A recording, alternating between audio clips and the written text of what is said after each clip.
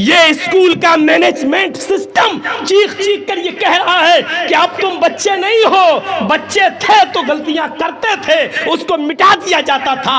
अब तुम्हारे हाथ में कलम है, लिखना है तो सोच के लिखना, क्योंकि अब अगर लिखोगे तो जो गलती करोगे वो मिटने वाली। फिर सुन लो मेरी एक बात, बेवकूफ है और पागल है वो इंसान जो 2-4 नेक काम करने के बाद अपने आप को मुसलमान समझता है। मुसलमान वो है जो अपने कैरियर से, अपने अखलाक से मुसलमान हो, अपनी जड़ से मुसलमान हो, अपनी बुनियाद से मुसलमान हो, नीचे से लेके ऊपर तक पूरा का पूरा मुसलमान हो। वयस्सिर ली अमरी वहलुल उक़दतम मिन लिसानी यफ़क़हू क़ौली।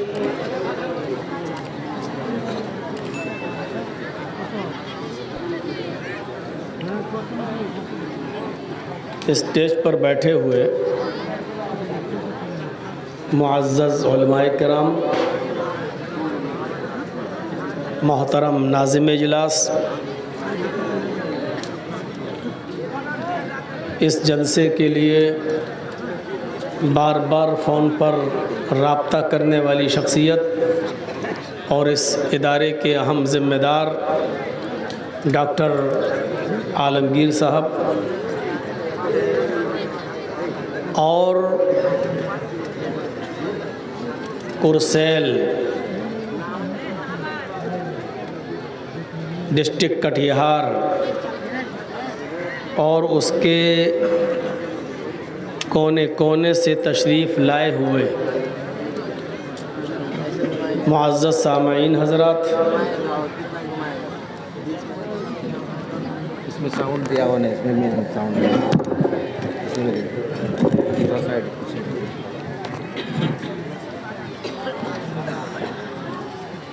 कौम व मिल्लत के लायकवर नौजवानों,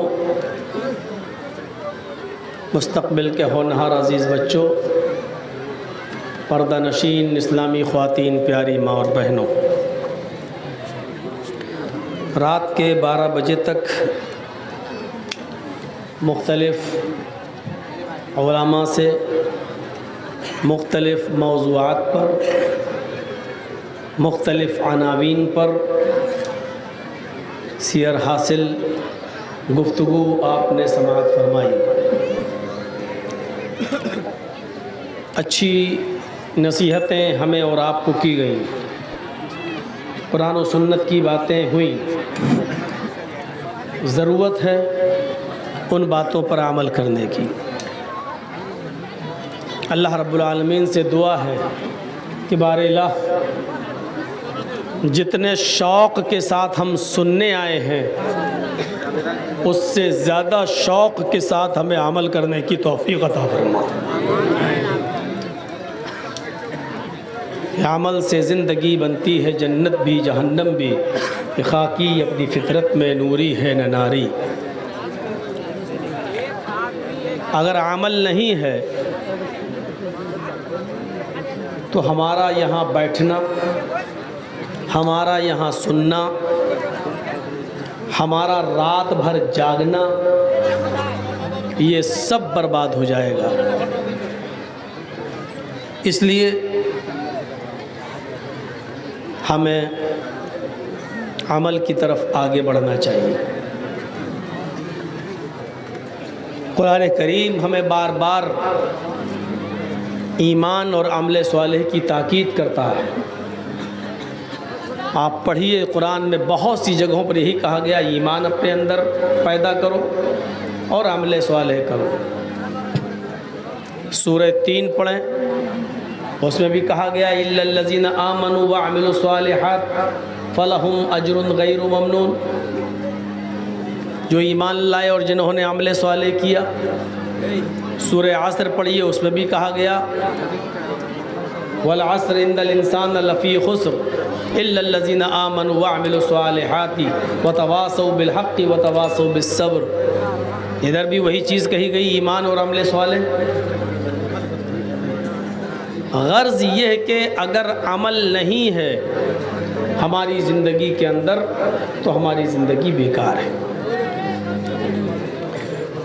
कुरान करीम की बहुत ही छोटी सी एक आयत मैंने आपके सामने तिलावत की है। आयत भी पूरी नहीं पढ़ी है, बल्कि आयत का एक टुकड़ा मैंने आपके सामने तिलावत किया है। आज उसी टुकड़े पर मेरा खिताब होगा। या अय्युहल्लज़ीना आमनू दुखुलू फिस्सिल्मि काफ़ा। देखा जाए तो बज़ाहिर बहुत छोटी सी आयत का टुकड़ा है ये। ए भैया अब हद हो गई है, मैं सब गिरा दूंगा एक तरफ से। अब बैठ जाओ, समझ में नहीं आ रही है। आधे घंटे से तुम लोगों के मोबाइल सेट नहीं हो पा रहे हैं। अभी कमेटी के जिम्मेदार को बोल के हम सब हटवा देंगे।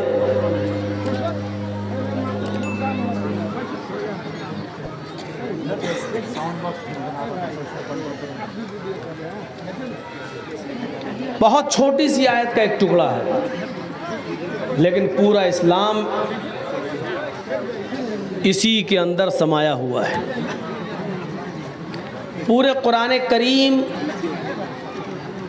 की तालीमात का एसेंस और उसका निचोड़ है कुरान की इस आयत के अंदर, खुलासा है। आए ईमानों वालों, तुम इस्लाम के अंदर पूरे पूरे दाखिल हो जाओ। ये नहीं कहा इस्लाम ले आओ, ये कहा है कि इस्लाम के अंदर पूरे के पूरे दाखिल हो जाओ। इस्लाम का मायना सलामती का है, अमन व अमान का है, और यहाँ सिल्म कहा गया। उसका एक माना यह है कि इस्लाम में पूरे पूरे दाखिल हो जाओ, और एक माना उसका यह है या अय्युहल्लज़ीना आमनू दुखुलू फिस्सिल्मि काफ़ा।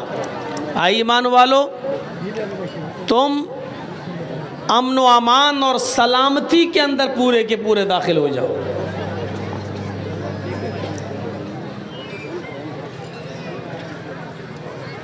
हम इस बात पर गौर करें, क्या हम इस्लाम के अंदर पूरे पूरे दाखिल हैं?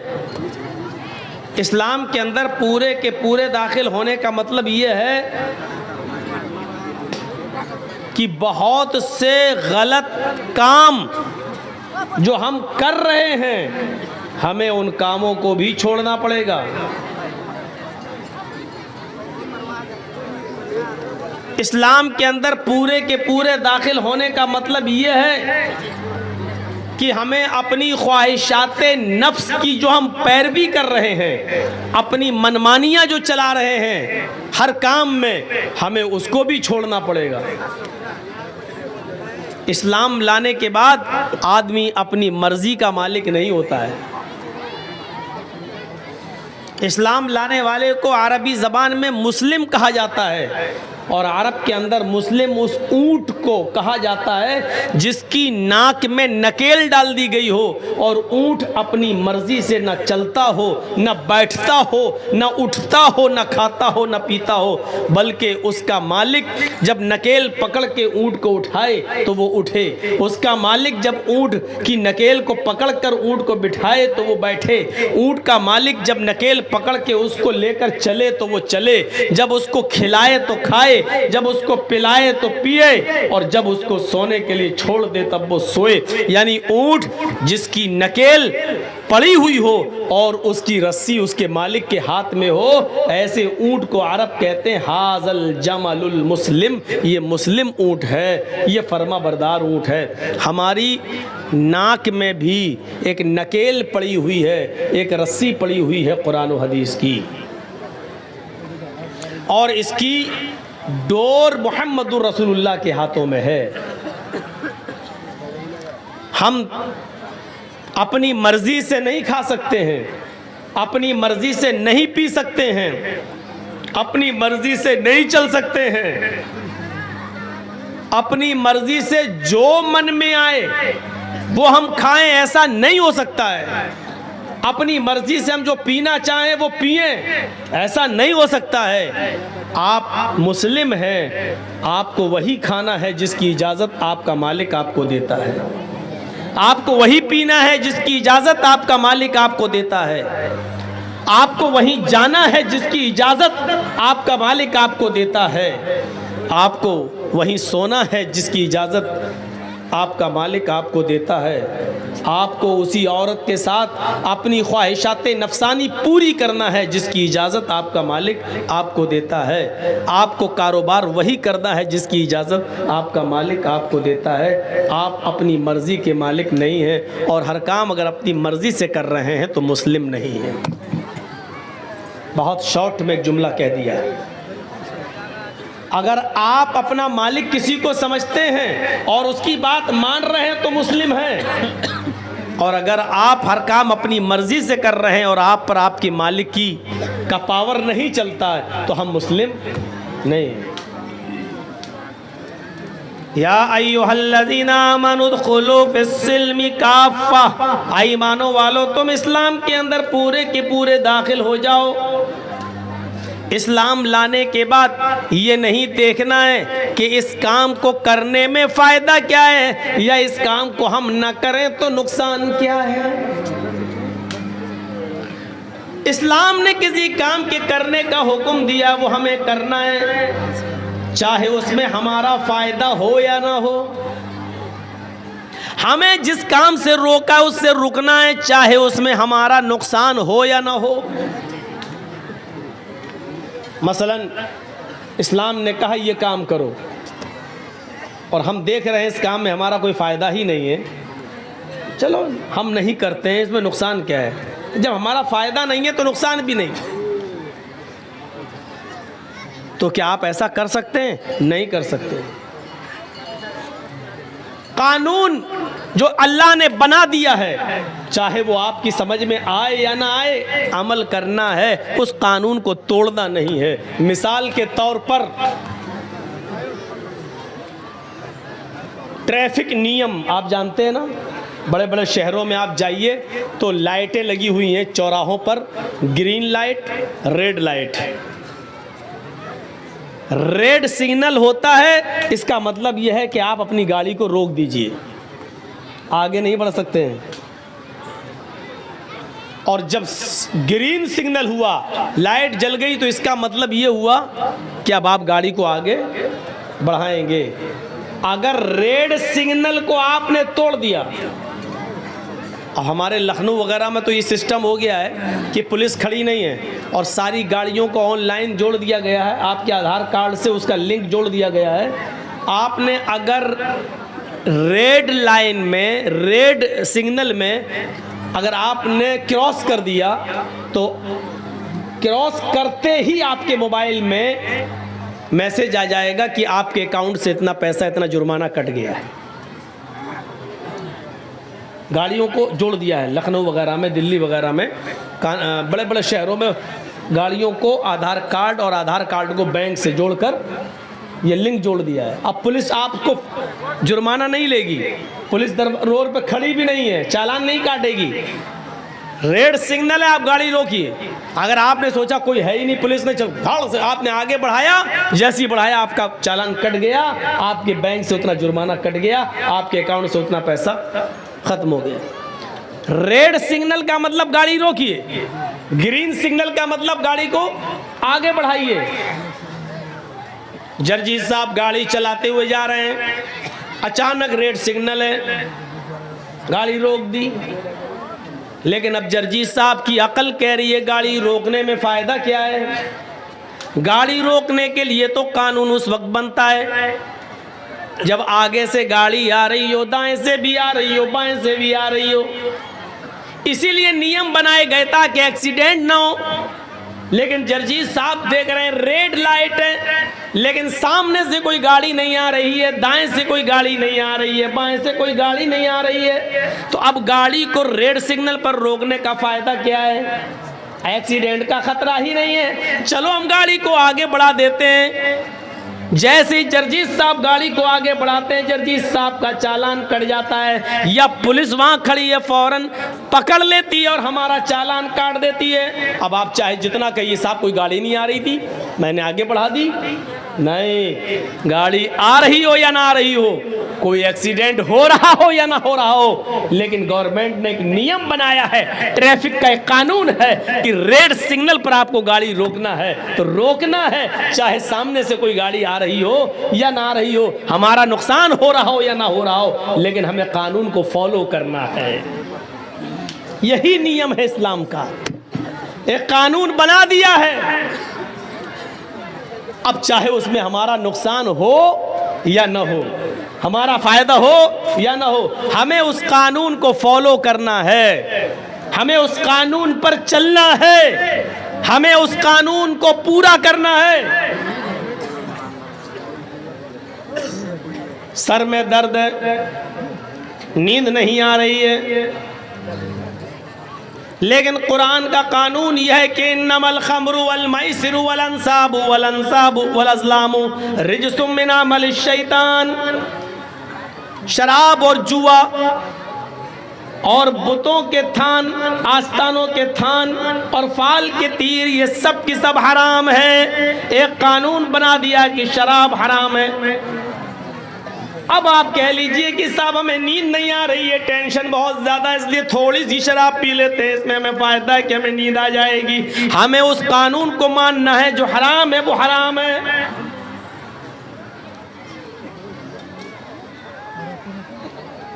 मेरे प्यारे साथियों, कुदामा इब्न मज़ऊन ने बुखारी शरीफ के अंदर ये मंजर देखा जा सकता है।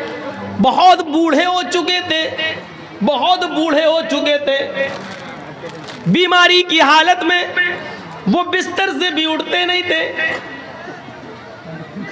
कभी जब तबीयत ठीक होती थी तो लाठी लेकर वो मस्जिद में नमाज पढ़ने के लिए जाया करते थे। एक दिन उनको शदीद दर्द हुआ, इस बुजुर्ग सहाबी को इतना दर्द हुआ कि ये बर्दाश्त नहीं कर सके, तो उनके घर के किसी मेंबर ने उनको शराब की थोड़ी सी मिकदार उनको दे दी। आए कुदामा, ये थोड़ी सी शराब पी लीजिए, आपके साथ मजबूरी है, दर्द से आप कराह रहे हैं, बेचैन है, नींद नहीं आ रही है, और इस वक्त हम आपको किसी डॉक्टर, किसी हकीम के पास भी लेकर नहीं जा सकते हैं, रात काफ़ी हो चुकी है। तो कुदामा इब्न मज़ऊन ने ये सोचकर कि चलो थोड़ी सी शराब पी लें, इसमें हर्जी क्या है, उन्होंने 2-4 घूंट शराब की इसलिए पी लिए ताकि दर्द का असर ख़त्म हो जाए और मुझे नींद आ जाए। जैसे हम लोगों को जब दर्द होता है तो नींद की 1-2 टेबलेट खा लेते हैं, उन्होंने भी शराब के चंद घूंट पी लिए। ये खबर सुबह होते होते हजरत अबू हुरैरा को मिल गई, और अबू हुरैरा के जरिए खबर धीरे धीरे हजरत उमर फारूक के पास चली गई। हजरत उमर फारूक ने कुदामा इब्न मज़ऊन को दूसरे दिन बुलाया और पूछा, क्या तुमने शराब पी थी? उन्होंने इकरार किया कि सर में दर्द, पैरों में दर्द, हाथ में दर्द, शिद्दत दर्द जब बढ़ गया और मुझे रात में बहुत ज़्यादा बेचैनी होने लगी तो मैंने थोड़ी सी शराब इसलिए पी ली ताकि सुकून मिल जाए। हज़रत उमर फारूक ने कहा, मजबूरी में भी अल्लाह के रसूल ने शराब पीने की इजाज़त नहीं दी है, बीमारी में भी हमें अल्लाह के नबी सल्लल्लाहु अलैहि वसल्लम से शराब की पीने की कोई इजाज़त नहीं मिलती है, लिहाजा तुमने अपने जुर्म का इकरार कर लिया, तुम्हें 40 कोड़े मारे जाएंगे। सारे सहाबा की मीटिंग होती है। सहाबा ने अर्ज़ किया, अमीरुल मोमिनीन, बुजुर्ग सहाबी है, मसला मालूम नहीं था, मजबूरी में शराब पी ली है, छोड़ दीजिए, कमज़ोरी है उनकी ऊपर। उन्होंने कहा कि मुझे कोई एक ऐसी हदीस या ऐसा वाक़या बता दीजिए कि अल्लाह के रसूल के ज़माने में किसी मजबूर ने मजबूरी में शराब पी हो और अल्लाह के रसूल ने छोड़ दिया हो, मैंने छोड़ दूंगा। लेकिन किसी के पास ऐसी कोई दलील नहीं थी। हज़रत उमर फारूक ने कहा, इनको कोड़े लगाए जाएं। फिर एक मीटिंग होती है साहबा की, तो उसमें ये तय होता है, अमीरुल मोमिनीन कोड़े इनको लगा लीजिए, मैं मना नहीं कर रहा हूँ, लेकिन 2-4-5 दिन की छूट दे दीजिए, मोहलत दे दीजिए, ताकि ये तबीयत इनकी ख़राब है, ये सही हो जाए। हाथों पैरों में दर्द है, चलने फिरने के लायक नहीं है, थोड़ी सी ताकत आएगी तब आप इनको कोड़े मार लेना। 1 हफ्ते का मोहलत दे दो, 1 हफ्ते का टाइम दे दो। हजरत उमर फारूक कहते हैं मैं इनको एक हफ्ते का टाइम देने के लिए तैयार हूँ, लेकिन अगर एक हफ्ते से पहले मेरा ही इंतकाल हो गया और मैं इस दुनिया से चला गया और क़यामत के दिन जब अल्लाह ने मुझसे पूछा कि तुम्हारे सामने एक मुजरिम आ गया था, फिर तुमने उसको सजा क्यों नहीं दी, उसको 40 कोड़े क्यों नहीं लगाए, जबकि मुजरिम ने अपने जुर्म को कबूल कर लिया, तो मैं अल्लाह ताला को क्या जवाब दूंगा? नहीं, इनको आज ही कोड़े लगाए जाएंगे। बुखारी शरीफ के सफ़हात पर यह मंजर लिखा हुआ है मेरे भाइयों। फिर कुदामा इब्न मज़ून इस बूढ़े सहाबी को हजरत उमर फारूक ने 40 कोड़े पड़वाए और 40 कोड़े उनको जब मारे गए तो उनको हड्डियों में इतना सख्त चोट लग चुकी थी उन 40 कोड़े खाने के बाद। फिर वो 1 साल 2 साल तक बिस्तर ही पे पड़े रहे, फिर वो उठने के लायक नहीं रहे। वो 40 कोड़े खाने के बाद वो पेशाब और पैखाना भी बिस्तर पर किया करते थे, फिर वो उठने के लायक नहीं रहे। वही वुजू बनवाया जाता था और उसी बिस्तर पर वो नमाज पढ़ते थे। 40 दुर्रे खाने के बाद, कोड़े खाने के बाद उनका जनाजा उसी बिस्तर के ऊपर उठता है। मेरे प्यारे साथियों, उमर फारूक ने इन तमाम चीज़ों की कोई परवाह नहीं की है। अंदाज़ा लगाइए, बीमारी में, मजबूरी के अंदर, जब दर्द बंद नहीं हो रहा था तो नींद आ जाए, इस मजबूरी में उन्होंने थोड़ी सी शराब पी ली। इस पर भी हजरत उमर फारूक ने उनको 40 कोड़े मारे।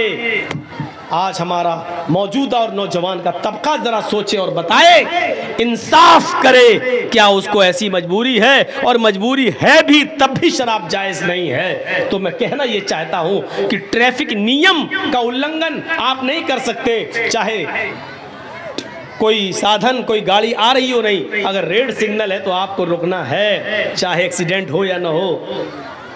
इसी तरीके से कुरान ने जो नियम बना दिया, जो कानून बना दिया, वो हमें फॉलो करना है, चाहे उसमें हमारा फ़ायदा हो या ना हो, चाहे उसमें हमारा नुकसान ही क्यों ना हो, लेकिन उसको फॉलो करना है। ये याद रखिएगा, इस नियम को, इस उसूल को हम नहीं तोड़ सकते। हमारे लिए जायज़ नहीं है इस नियम को तोड़ना। हमारी समझ में आए या ना आए, हमें इस्लाम के हर कानून को मानना पड़ेगा। हमारी अक्ल में ये मोज़ों पर मसा किया जाता है, कहाँ किया जाता है आपको मालूम है? जब वुज़ू आप बना रहे हैं तो ये मोज़ों पर मसा करते तो ऊपर करते हैं ऐसे, अपने हाथों को तर करिए और ये तरीका है, ये 5 उंगलियां इस तरीके से आप लाइए और यहाँ तक लाइए, टखने तक, ऐसे करके यहाँ तक, ये 5 उंगली यहाँ तक, ये आपका मसा हो गया। अकल क्या कहती है? अकल कहती है कि हम ज़मीन पर चलते हैं तो गंदगी, मिट्टी या गंदगी नीचे लगती है। जब हम ज़मीन पे चलते हैं तो कायदे से हाथ तर करके हमें नीचे फेरना चाहिए ताकि नीचे का हिस्सा पाक हो जाए। लेकिन अल्लाह के रसूल ने तर हाथ करके, हाथों को भिगोकर नीचे फेरने का हुक्म नहीं दिया, बल्कि ऊपर फेरने का हुक्म दिया है, ऊपर। अब आप कहेंगे साहब गंदगी तो नीचे लगती है, अल्लाह के नबी ऊपर के हुक्म दे रहे हैं, हमें नहीं मालूम क्यों दिया है, और ना ही अल्लाह के रसूल के इल्म में हमें बराबर का शरीक होने का हक है। हमें सिर्फ इतना मानना है, नबी ने कहा है, हमें करना है, यही कानून है, इसी को हमें फॉलो करना है, चाहे हमारी अक्ल में आए या ना आए। अभी हमारे मोहतरम मौलाना जमालुद्दीन साहब कितना ललकार रहे थे आपको, बताइए और इकरार कीजिए। पहले कहा उन्होंने कि आप लोग सिर्फ मौलाना जर्जीस को सुनने आते हैं, अमल करने नहीं आते, और फिर दूसरे बार जब ऐलान करवाया तो सब बोल दिए कि हाँ हाँ हम अमल करेंगे। तो क्या आपकी ज़बान से निकला हुआ ये जुमला, क्या हम इस पर एतबार कर रहे हैं? उस पर भी हम एतबार नहीं कर सकते। ये तो रिजल्ट आप दें, छोटे बच्चे नहीं हैं आप। छोटे बच्चों की खताएं और गलतियां माफ की जा सकती हैं, लेकिन बड़ों की नहीं। कभी आपने भी स्कूल में पढ़ा होगा, आप नहीं पढ़े तो आपके बच्चे स्कूल में पढ़ते हैं। कभी आपने देखा है आपका बच्चा जब नर्सरी में पढ़ता है तो उसको पेंसिल से लिखवाया जाता है, जब LKG में आता है तो पेंसिल से लिखता है, जब UKG में आता है तो पेंसिल से लिखता है, और साथ में रेजर भी होता है, वो लिखता है, गलत लिख जाता है, मिटाया जाता है, फिर गलती करता है, फिर मिटाया जाता है। लेकिन जब आपका बच्चा प्राइमरी क्रॉस कर लेता है, 5वां क्लास पढ़ लेता है, जब 6ठे क्लास में आता है तो पेंसिल उससे छीन ली जाती है और उसके हाथ में अब पेन दे दिया जाता है, कलम दे दिया जाता है। ये स्कूल का मैनेजमेंट सिस्टम चीख चीख कर ये कह रहा है कि अब तुम बच्चे नहीं हो, बच्चे थे तो गलतियां करते थे, उसको मिटा दिया जाता था, अब तुम्हारे हाथ में कलम है, लिखना है तो सोच के लिखना, क्योंकि अब अगर लिखोगे तो जो गलती करोगे वो मिटने वाली नहीं है, वो खत्म होने वाली नहीं है। जब स्कूल का मैनेजमेंट एक बच्चे के गलत को गलत मानता है तो हम इस्लाम के सामने जलसों में गलत कर रहे हैं, हमारे कंधे पर फरिश्ते उस गलत को गलत क्यों नहीं लिखेंगे? मेरे प्यारे साथियों, हम स्कूल के मैनेजमेंट से ये इबरत हासिल नहीं कर पाए आज तक। क्या हम स्कूल में पढ़ते हुए वो बच्चे हैं जो पेंसिल से लिखें और गलती कर जाए तो उसको मिटा दिया जाए? अब हम बड़े हो चुके हैं। इन जलसे ये यूट्यूबरों को भरे मजमे में मैंने कहा था कि अब तुम्हें किसी जलसे में हम लगाने नहीं देंगे, और लाल बथानी में मैंने मना भी कर दिया था वहां के मैनेजमेंट को, एक भी यूट्यूबर को आप आने मत दीजिए और हटाइए। लेकिन इसके बावजूद ये लोग अपनी हरकतों से बाज नहीं आ रहे हैं। फिर वो मिसाल देना पड़ती है कुत्ते की दुम वाली। फिर आप कहते कि मौलाना ऐसा बोल रहे हैं, आप भी तो अपनी औकात में रहिए। आप देखिए दूसरों को डिस्टर्ब कर रहे हैं, आपके तो चैनल में आ जाएगा पैसा, आप तो डाल देंगे मौलाना जर्जीस ने बोला, झूठ लिखेंगे, मौलाना जर्जीस को दिया मोदी ने अवार्ड। हाँ, तेरे बाप ने दिया, मोदी ने नहीं दिया। ये यूट्यूबर की हरकत है, ये यूट्यूबर की। एक यूट्यूबर ने क्या लिखा, मौलाना जर्जीस को दिया मोदी ने अवार्ड, और अवार्ड मोदी के हाथ में पकड़ा भी दिया, और एडिट करके उसने मेरा फोटो भी लगा दिया, यानी मोदी हमें दे रहा है, जबकि हमने मोदी की शक्ल ओरिजिनली में कभी नहीं देखी है। टीवी में देखी है, कभी आमना सामना नहीं, कभी सामने नहीं देखा, और अल्लाह करे कि न देखूं। और ये लोग मोदी के हाथ से हमें अवार्ड दिलवा रहे हैं और काम कर रहे हैं इस्लाम का, झूठ बोल बोल के। एक चैनल वाले ने लिखा है, हेडिंग बनाई है, त्रिपुरा के हादसे पर मौलाना जर्जीस की स्पीच, जबकि त्रिपुरा में जब हादसा हुआ उसके बाद से अब तक मेरी त्रिपुरा पे कोई स्पीच हुई नहीं है, मैं बोला ही नहीं हूं, और इन्होंने पहले ही कहीं से काट छांट के वो लिख दी। एक यूट्यूबर ने लिखा, मौलाना ने मोदी को ललकारा, तकरीर सुन रहे हैं तो साहब हजरत उमर फारूक की आ रही है उसमें। ये इनकी हेडिंगें होती हैं, और मुझे ऐसे ऐसे लोगों के साथ फ़ोटो में बना के पेश करते हैं जिनकी वजह से हमारे ऊपर 54 मुकदमे ठुके हैं। ये इन लोगों की हरकतों से। पैसा तुम कमा रहे हो, मुकदमे हमारे ऊपर खर्च कर रहे हो। अपने औकात में रहिए, जो मौजू है वही डालिए, अपनी तरफ से नहीं। रामचंद्र जी के बारे में मौलाना ने हिंदुओं की खाट खड़ी कर दी, ये मौजू होता है। मौलाना ने राम को नंगा कर दिया, ये इनका मौजू होता है। टॉपिक देखिए आप, इसको जितने हिंदू सुनेंगे देखेंगे वो खुश होंगे। हमने जितने जलसों में राम की कृष्ण की बात की है तो भाईचारा बढ़ाने के लिए, ये इस्लाम कहता है, ये हिंदू धर्म कहता है। हमने ये बात कही, ये हेडिंग बनाते हैं, मौलाना ने किया राम को नंगा।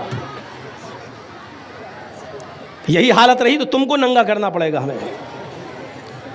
बच्चों, तो मैं कहना ये चाह रहा था कि दूध पीते बच्चे नहीं हो कि जो पेंसिल से लिखे और रेजर से बिगाड़ दिया जाए। आप बड़े हो चुके हैं, इतना याद रखना, जानबूझकर किया हुआ गुनाह भी तो अल्लाह ताला भी माफ नहीं करता।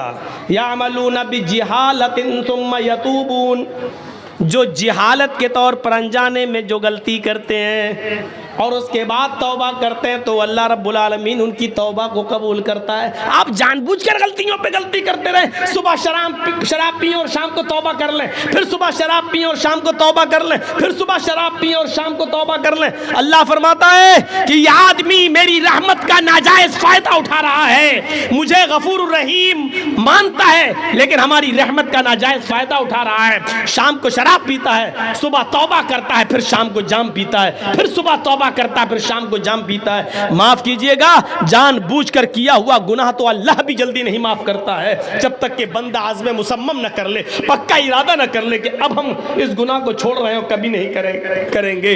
अल्लाह भी माफ नहीं करता है। मेरे प्यारे साथियों, हम अब पेन से लिख रहे हैं, पेंसिल का जमाना छूट चुका है। अब जो कुछ भी आप करोगे याद करना, ये गलती मिटने वाली नहीं है, ये तारीख बनेगी, ये इतिहास बनेगा।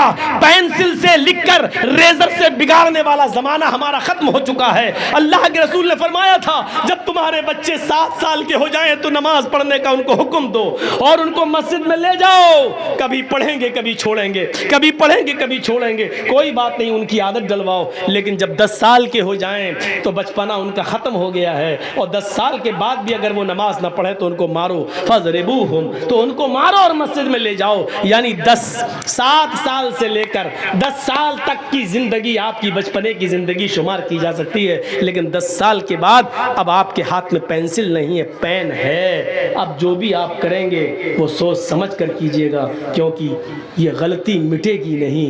गलत लिखोगे तो लिख जाएगा, मिटेगा नहीं, नक्श हो जाएगा और आगे चल के ये तारीख बनेगी।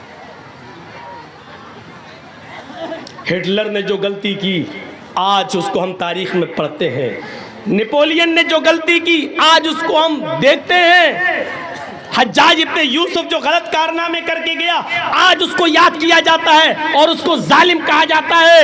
याद रखो, इतिहास बनाओ तो अच्छा इतिहास बनाओ। हम नहीं रहेंगे 100 साल के बाद, जब नस्लें आएंगी तो हमारा नाम लिया जाए और हमारा जिक्र खैर हो, हमारा जिक्र खैर हो, हमारा जिक्र हिटलर में ना हो, हमारा शुमार हज्जाज इब्ने यूसुफ में ना हो, हमारा शुमार चोरों लुटेरों में ना हो। इतिहास बनाने की कोशिश करो। या अय्युहल्लज़ीना आमनू उदखुलू फिस्सिल्मि काफ़ा, पूरे के पूरे इस्लाम में दाखिल हो जाओ। अब ये पूरे के पूरे इस्लाम में दाखिल होना क्या है? पूरे के पूरे इस्लाम में दाखिल होने का मतलब है आपका उठना भी इस्लामी हो, आपका बैठना भी इस्लामी हो, आपका चलना भी इस्लामी हो, आपका खाना भी इस्लामी हो, आपका पीना भी इस्लामी हो, आपका कपड़ा पहनना भी इस्लामी हो, आपकी शादियां भी इस्लामी हो, आपके वलीमे भी इस्लामी हो। अलगर्ज़ ज़िंदगी में जितने भी शोबे हैं उनमें सारे के सारे काम इस्लाम के तरीक़े पर हों। ये है इस्लाम के अंदर पूरा का पूरा दाखिल होना। क्या हम इस्लाम में पूरे के पूरे दाखिल हैं? अभी ये जलसा ख़त्म होगा तब लोग अपनी अपनी साइकिलें निकालेंगे, फिर देखिएगा लड़ाई, लात मारेगा, हट हट, पहले हम आए, पहले हम निकालेंगे गालियाँ। ये जलसे के बाद देख लीजिएगा। और फजर की नमाज देख लीजिएगा मस्जिद में, माशाअल्लाह कुरसैल के अंदर जो भीड़ आज मैं देख रहा हूँ, शायद इससे पहले मैंने इतनी भीड़ नहीं देखी। और शायद ये नतीजा है 2 मरतबा जो कोरोना का काल रहा है और उसमें कोरोना के पीरियड में जो जलसे नहीं हो सके, उसके बाद शायद ये फर्स्ट बार जलसा हो रहा है जिसकी वजह से इतनी भीड़ नहीं हुई कभी जो आज हो रही है। लेकिन इस भीड़ को हम क्या माने, ये हमारी मस्जिदें बताएंगे, ये हमारी मस्जिदें। आप चाहते हैं कि हम फजर में सो जाएं, ज़ोहर में आके नमाज पढ़ लें, असर में पढ़ लें, मगरिब में पढ़ लें और इशा में जाके सो जाएं और हमें लोग मुसलमान कहें? देखिएगा ज़रा, आप चाहते हैं कि एक आध अच्छा काम कर लें, लोग हमें मुसलमान कहें। 2-4 वक्त की नमाज पढ़ लेने से, मिसाल पर गौर कीजिएगा, 2-4 वक्त की नमाज पढ़ लेने से, 2-4 रोज़े रख लेने से, 2-4 इस्लामी काम कर लेने से आप मुसलमान नहीं कहलाएंगे। मिसाल दे दूं, बिजली का एक खंबा लगा हुआ है, पोल, उस पर अभी बिजली के तार दौड़ाए नहीं गए हैं, लेकिन दौड़ना है। लाइट आएगी आपके गांव में, बिजली के खंबे लगा दिए गए हैं। अचानक आंधी आती है और आपके गांव में आम के पेड़ लगे हुए हैं। अचानक पेड़ से कुछ पत्ते टूटते हैं और बिजली के खंबे पर, बिजली के पोल पर चिपक जाते हैं। आम के पेड़ से पत्ते टूटे और बिजली के खंबे पर चिपक गए, बिजली के पोल पर चिपक गए। अब आप उस बिजली के पोल को बिजली का पोल कहोगे या आम का पेड़ कहोगे? क्या कहोगे? वो बिजली का खंबा है या आम का पेड़? जर्जीत साहब, ये क्या है? जर्जीत साहब भी कहेंगे बिजली का खंबा। पक पागल, बिजली का खंबा कहाँ है? उस पे आम के पत्ते दिख नहीं रहे तुमको? चंद आम के पत्तों के चिपक जाने से क्या बिजली के खंबे की हैसियत बदल जाएगी? नहीं बदलेगी। बिजली का खंबा बिजली का खंबा ही रहेगा। आम के पेड़ के चंद पत्ते अगर बिजली के खंबे पर चिपक गए तो चंद पत्तों की वजह से बिजली का खंबा आम का पेड़ नहीं होगा। अगर जर्जीत साहब उसको आम का पेड़ कहेंगे तो लोग कहेंगे बेवकूफ है, ये पागल हो गया है, इसको बरेली के पागल खाने में भर्ती करो या रांची ले जाओ। अरे बिजली के खंबे पे आम के पत्ते चिपक गए तो बिजली का खंबा आम का पेड़ कैसे हो जाएगा? एक जाहिल इंसान अपनी जिहालत में मशहूर है। 2 नमाजें पढ़ ली, 2 रोजे रख लिए, 2 मिस्कीनों को, फकीरों को खाना खिला लिया, तो 2-4 अच्छे काम कर लेने की वजह से इस इंसान को पूरा का पूरा मुसलमान कैसे मान लिया जा सकता है? जब बिजली के खंबे को 2-4 पत्तों की वजह से आप आम का पेड़ नहीं कह सकते, तो 2-4 अच्छे काम करने की वजह से आपको मुसलमान कैसे माना जाए? आम का पेड़ तभी माना जाएगा जब वो अपनी जड़ में भी आम हो, अपनी शाखाओं में भी आम हो, अपने पत्तों में भी आम हो और उसमें आम के फल भी लग रहे हो, तब वो आम कहलाएगा। जब उसका जड़ भी आम का हो, उसके टहनियाँ, उसकी शाखें भी आम की हो, उसके पत्ते भी आम के हों और उसमें आम लगता हो, तब आप कहेंगे आम का पेड़। आप मुसलमान उस वक्त कहलाए जाएंगे जब आपकी जड़ इस्लामी हो, आपका उठना इस्लामी हो, आपका बैठना इस्लामी हो, आपकी सोच इस्लामी हो, आपका चलना इस्लामी हो, आपका रहन सहन इस्लामी हो, आपकी शादियाँ इस्लामी हो, आपके तरीके इस्लामी हो, आपकी इबादत इस्लामी हो। ये सब काम जब अपनी जड़ से जुड़े हुए होंगे और इस्लामी होंगे, तब आपको कहा जाएगा कि आप मुसलमान हैं। मौलाना, मिसाल तो बड़ी अच्छी दी है आपने, लेकिन कितनी देर के लिए? कितनी देर के लिए? फिर सुन लो मेरी एक बात।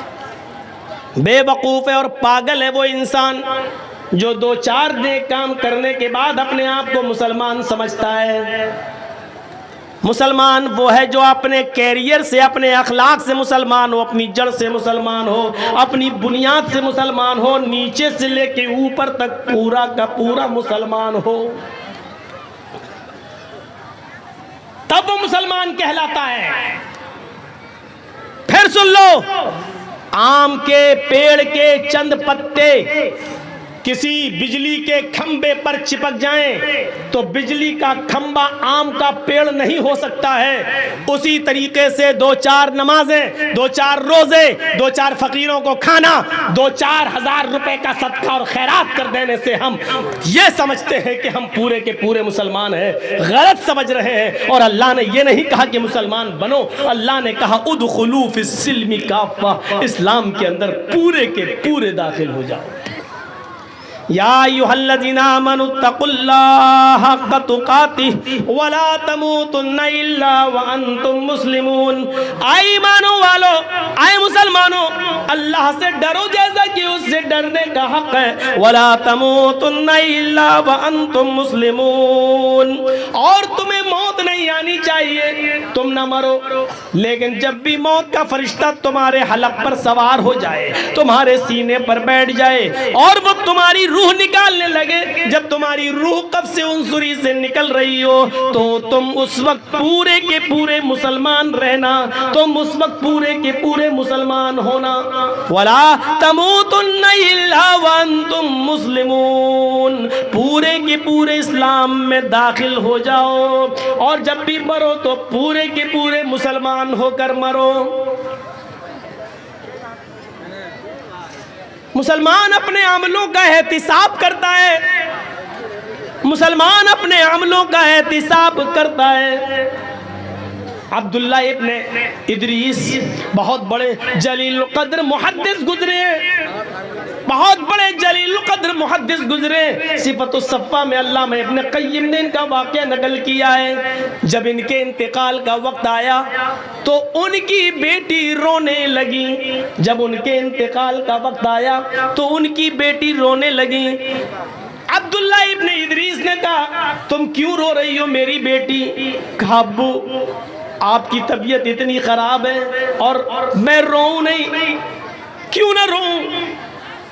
ये फितरी आंसू है जो आना ही हर बेटी के आंखों में। बाप ने कहा, आए मेरी बेटी, तुम्हें रोने की जरूरत नहीं है, तुम्हारा बाप अल्लाह के पास जा रहा है। तुम जिस घर में रह रही हो, अब तक मैंने इस घर के अंदर 4000 मर्तबा कुरान करीम की तिलावत की है। मैंने इस घर के अंदर अब तक 4000 मर्तबा कुरान करीम की तिलावत की है। मुझे अपने रब की ज़ात से उम्मीद है कि कुरान की तिलावत की बरकत से वो हमें बख्शेगा, वो हमें जहन्नम में दाखिल नहीं करेगा, वो हमें जन्नत के अंदर दाखिल करेगा। अहले ईमान अपने अमलों का एहतिसाब करते हैं, अपने अमलों का हिसाब व किताब लेते हैं। इमाम बुखारी अल अदबुल मुफरद के अंदर एक वाक़या हज़रत ज़ैद इब्ने साबित का नकल करते हैं कि हजरत ज़ैद इब्ने साबित के घर में कुछ मेहमान आ गए। इशा की नमाज के लिए अजान होती है। हजरत ज़ैद इब्ने साबित अपने मेहमान के साथ इशा की नमाज पढ़ने के लिए जा रहे हैं। मस्जिद में, मस्जिद करीब थी उनके घर से, वो छोटे छोटे कदम रखते हुए जा रहे हैं, छोटे छोटे कदम। उनके मेहमान ने कहा है अजान हो गई है और आप छोटे छोटे कदम रखते हुए मस्जिद में जा रहे हैं, मस्जिद करीब है, चलिए थोड़े से बड़े बड़े कदम रखिए और मस्जिद में चलिए। तो हजरत ज़ैद इब्ने साबित ने क्या कहा? फरमाया कि आए मेरे मेहमान, तुम नहीं जानते हो, मैंने अल्लाह के नबी जनाब मोहम्मद रसूलुल्लाह से सुना है, आपने एक मस्जिद में खुतबे में कहा था कि मस्जिद की तरफ जो शख्स नमाज की नियत से जाएगा उसके हर एक कदम पर एक नेकी लिखी जाएगी जो 10 नेकी के बराबर होगी, और एक गुनाह उसका मिटाया जाएगा। जो मस्जिद की तरफ जाता है नमाज की नियत से, हर एक कदम पर एक नेकी लिखी जाती है और एक गुनाह मिटाया जाता है। मैं छोटे छोटे कदम इसलिए रखता हूँ ताकि मस्जिद तक जाते हुए मेरे कदमों की तादाद बढ़ जाए और मेरे नामे अमाल में ज्यादा नेकियां लिख ली जाएं, मेरे कदम की संख्या बढ़ जाए, मेरे पैरों के कदम की तादाद बढ़ जाए और मेरी ज्यादा नेकियां लिख ली जाएं अल्लाह रब्बुल आलमीन की यहाँ, और ज्यादा गुनाह मिट जाएं। अहले ईमान मुसलमान वो होता है जो अपनी एक एक नेकी को गिन गिन के रखता है। जैसे हजरत अब्दुल्ला इब्ने इदरीस ने कहा, मैंने इस घर में 4000 मर्तबा कुरान करीम की तिलावत की है। और मुसलमान वो होता है जो अपने गुनाह को भी याद रखता है कि आज मुझसे कितने गुनाह हुए हैं। बिस्तर पे जब सोता है रात में तो सोचता है कि दिन भर में हमने अच्छे काम कितने किए हैं और बुरे काम कितने किए हैं, और बुरे काम जितने किए हैं कल कोशिश करें कि हम उससे कम करें और अच्छे काम में हम थोड़ा सा उसकी तादाद को बढ़ाएं। ये मुसलमान का काम होता है। हजरत सुलेमान तैमी के जब इंतकाल का वक्त आया तो रोने लगे। पूछा, तुम क्यों रो रहे हो? उन्होंने कहा, 27 साल पहले एक गुनाह मैंने कर लिया था, उस गुनाह की तौबा मैं 27 साल से कर रहा हूँ, आज इसलिए रो रहा हूँ, पता नहीं अल्लाह ने मेरी तौबा कबूल की या नहीं की। अंदाजा लगाइए, एक गुनाह 27 साल पहले किया था। और क्या कह रहे हैं, 27 साल से उस गुनाह की तौबा कर रहा हूं, पता नहीं अल्लाह ने कबूल किया कि नहीं किया मेरी तौबा। और हम तो 27 साल पहले एक गुनाह, हम तो एक दिन में हजारों गुनाह कर जाते हैं। वो कह रहे हैं कि मैंने एक गुनाह 27 साल पहले किया था और 27 साल के बाद आज तक मैं तौबा कर रहा हूं। अब मेरे इंतकाल का वक्त आ गया है तो रो इसलिए रहा हूं, पता नहीं अल्लाह ने मेरी तौबा कबूल किया नहीं की। तो पूछा गया तुम कौन सा गुनाह किए थे, तो गुनाह आप सुनेंगे तो आपको हंसी आएगी, कोई गुनाह ही नहीं।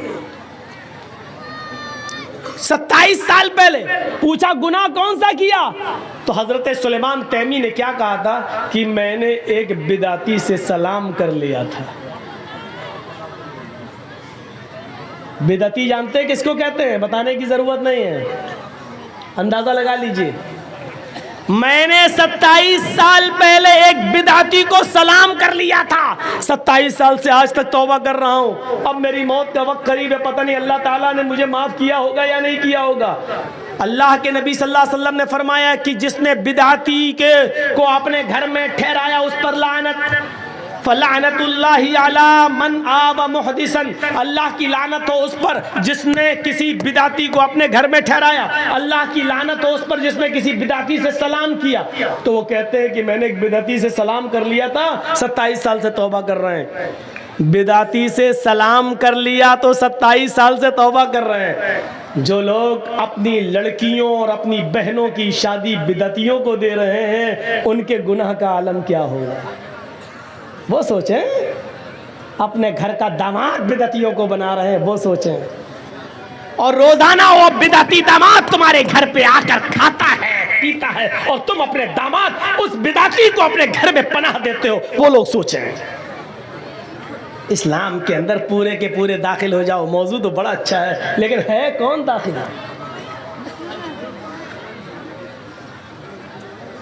नबी अकरम सल्लल्लाहु अलैहि वसल्लम ने फरमाया था,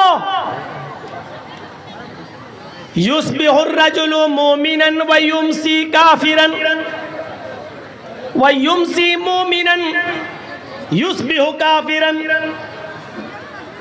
तुम एक आदमी को देखोगे कि वो सुबह जब उठेगा तो मोमिन होगा, लेकिन शाम होने से पहले पहले वो काफिर हो जाएगा। सुबह उठोगे उसको मोमिन पाओगे, शाम होने से पहले पहले वो काफिर हो जाएगा। शाम को देखोगे वो मोमिन होगा, सुबह उठते उठते वो काफिर हो जाएगा। सुबह मोमिन होगा, फजर की नमाज पढ़ेगा, कुरान की तिलावत करेगा, तुम देखोगे कि मोमिन होगा, और शाम होते होते वो काफिर हो जाएगा।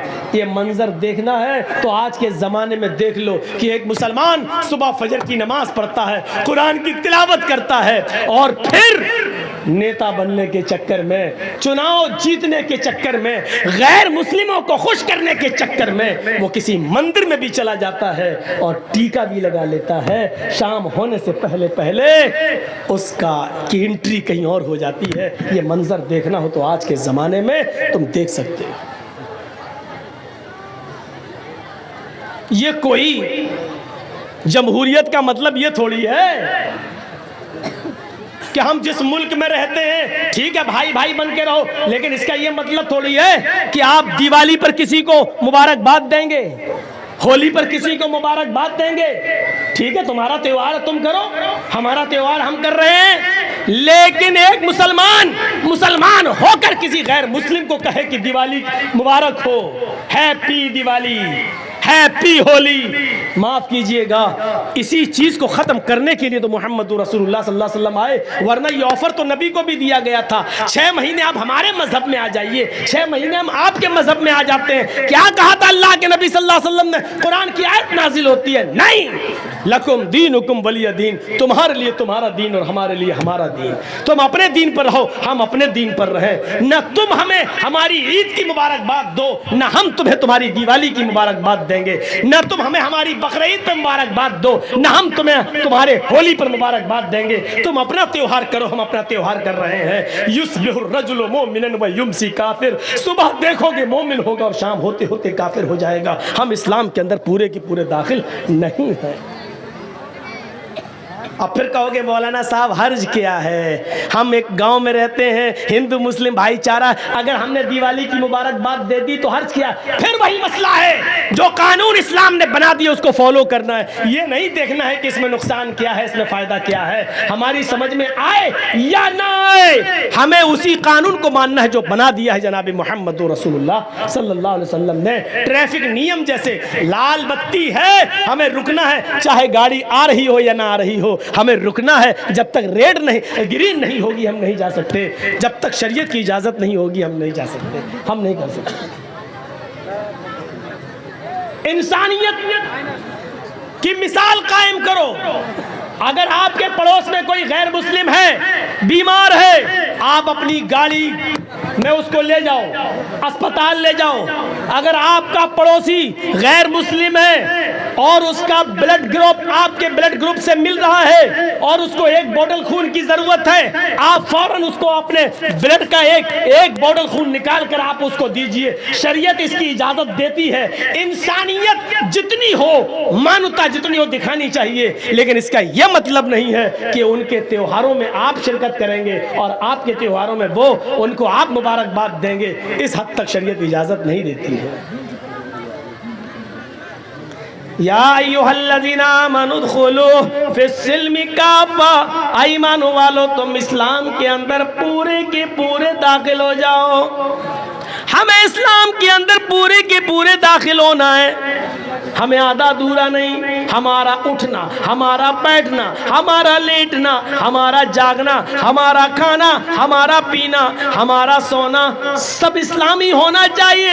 जब हम सुबह उठें तो हमारी जबान से इस्लामी जुमला निकल रहा हो, अल्हम्दुलिल्लाहिल्लज़ी अहयाना बअदा मा अमातना व इलैहिन नुशूर। जब हम किसी से मिले तो हमारी जबान से इस्लामी जुमले निकल रहे हो, अस्सलामु अलैकुम व रहमतुल्लाह।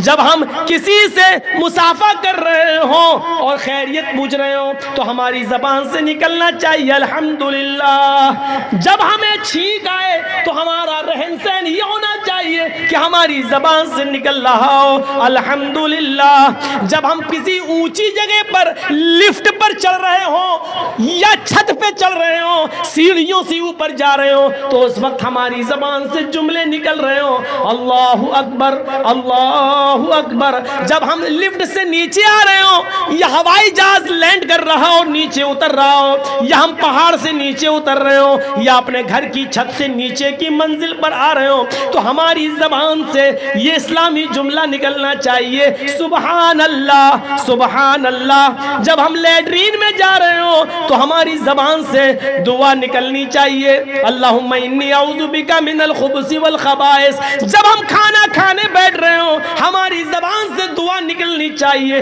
बिस्मिल्लाहि व अला बरकतिल्लाह। जब हम खाना खाकर फारिग हो जाएं तो हमारी जबान से जुमला निकलना चाहिए, अल्हम्दुलिल्लाह। अल्लाह की हम्द व सना। मस्जिद में जाएं तो अल्लाह का नाम लिया जाए, मस्जिद से निकलें तो अल्लाह का नाम लिया जाए, माँ बाप से मिले तो अल्लाह का नाम लिया जाए, घर में जाएं तो सलाम करके जाएं, अपने बच्चों को सलाम करवाने की आदत डालें, अपने बच्चों को इस्लामी माहौल दें, अपनी बीवी को इस्लामी माहौल दें। उठना बैठना लेटना सोना जागना खाना पीना सब इस्लामी हो। जब बिस्तर पे सोने जाएं तो दुआ पढ़ें, अल्लाहुम्मा बिस्मिका अमूतु व अहया। साथ में ये दुआ भी पढ़ लो, 10 बार सुबहान, 33 बार सुबहान अल्लाह, 33 बार अल्हम्दुलिल्लाह, 34 बार अल्लाहु अकबर। ये दुआ जो आदमी पढ़कर सोता है तो अल्लाह ताला एक फरिश्ता मुसल्लत कर देता है, वो उसकी हिफाजत करता है रात भर। तब हम इस्लाम के अंदर पूरे के पूरे दाखिल होंगे। कोई गुनाह के करीब हम पहुंच गए, उस वक्त अल्लाह का खौफ हमारे दिमाग में होना चाहिए। दुनिया की कोई ताकत हमें देख रही हो या ना देख रही हो, लेकिन अल्लाह तो हमें देख रहा है। मेरे भाइयों, उस गुनाह से हम दूर हो जाएं, तब है इस्लाम के अंदर पूरे के पूरे दाखिल। वरना वही समझा जाएगा बिजली के खंबे पर आम के पेड़ के चंद पत्ते चिपक गए हैं, हमारी बॉडी पर चंद दीनी काम हो गए हैं, लेकिन हम जड़ से मुसलमान नहीं हैं, हम अपनी बुनियाद से मुसलमान नहीं हैं, हम अपने रहन सहन से मुसलमान नहीं हैं। और यहाँ हमें बुनियादी तौर पर मुसलमान बनना है, और इस्लाम के अंदर हमारा रहन सहन ऐसा होना चाहिए, इस्लाम के अंदर हम ऐसे घुल जाएं, इस्लाम के अंदर ऐसे दाखिल हो जाएं। मिसाल दे रहा हूँ, ज़रा सुनिए। पानी का एक गिलास है, जग है हमारे पास, लोटा पानी का एक जग है, और एक पत्थर है हमारे हाथ में। इस पत्थर को पानी में डाल दिया और रख दिया। 2 दिन के बाद आप देखेंगे तो पानी में वो पत्थर पड़ा हुआ नजर आएगा। आप चाहें तो हाथ डालकर पत्थर को निकाल सकते हैं और बाहर फेंक सकते हैं। पानी में आपने एक पत्थर डाला, 2 दिन के बाद आपने उसको निकाल दिया, इसका मतलब क्या हुआ? इसका मतलब ये हुआ कि पानी ने पत्थर को कबूल नहीं किया और पत्थर ने पानी को भी कबूल नहीं किया। जब तक डला था, जब चाहा उस पत्थर को पानी से बाहर निकाल के फेंक दिया। ऐसा हमारा इस्लाम से ताल्लुक़ नहीं होना चाहिए कि जब चाहो तब घुस जाएं और जब चाहे कोई हमें इस्लाम से बाहर निकाल कर फेंक दे। ऐसा नहीं होना चाहिए इस्लाम के साथ हमारा ताल्लुक़।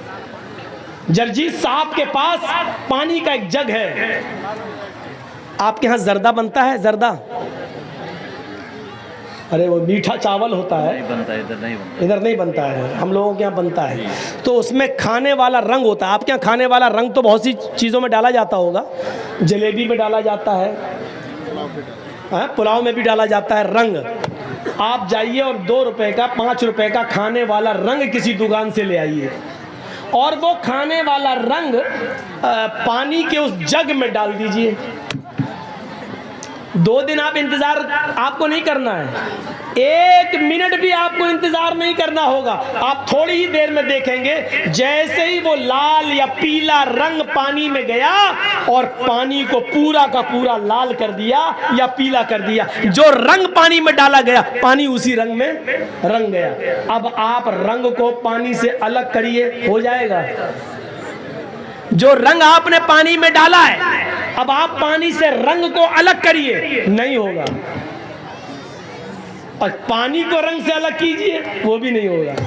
न रंग पानी से अलग हो सकता है, न पानी रंग से अलग हो सकता है। दोनों ऐसे घुल गए हैं, ऐसे मिल गए हैं कि न पानी रंग को छोड़ता है और न रंग पानी को छोड़ता है। ये होना चाहिए हमारा इस्लाम के साथ घुलना, ये होना चाहिए हमारा इस्लाम के साथ ताल्लुक। जब हम इस्लाम में आ गए, मुसलमान बन गए, तो हमारी जान चली जाए, न तो इस्लाम हमसे निकले, न हम इस्लाम